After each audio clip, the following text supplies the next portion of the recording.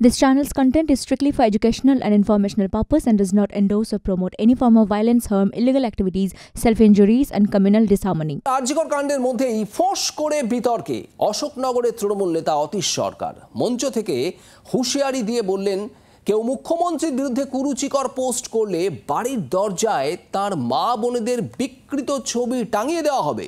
বিরোধীরা সরব হতেই অতীশকে সাসপেন্ড করেছে শাসক দল।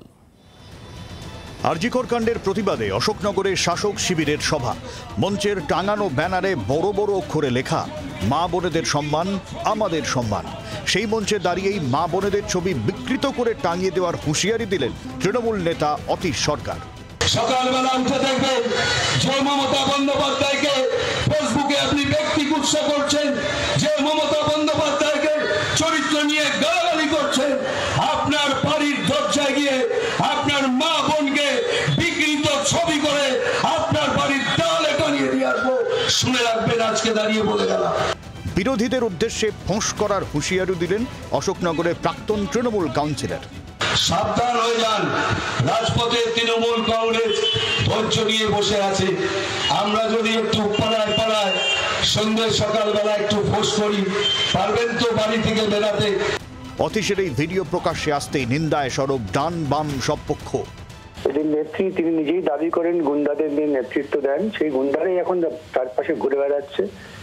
মানুষের বিক্ষোভ সামনে আসাতে ওদের মুখোশটা তাড়াতাড়ি খুলছে। অতএব এই ধরনের মন্তব্য ছাড়া অন্য কিছু তো ওরা করতেই পারবে না। এদের ফটোটা কি হবে জানেন? এদের ফটোটা কি হবে বলতো? এদের ভবিষ্যৎটা হচ্ছে পাঁঠার দোকানে যেমন পাঁঠা জ্বলে, দেখেছেন তো? ভবিষ্যতে এরা এরম ভাবে ঝুলতে হবে, এদের মানুষ ছাড়বে না।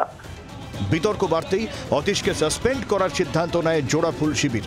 সোমবার তৃণমূল নেতা কুণাল ঘোষ এক্স হ্যান্ডেলে লেখেন, যে দলীয় নেতা প্রতিবাদী মা বোনেদের ছবি সংক্রান্ত বিকৃত মন্তব্য করেছিলেন তাকে চিহ্নিত করে তৃণমূল 1 বছরের জন্য সাসপেন্ড করার সিদ্ধান্ত নিয়েছে।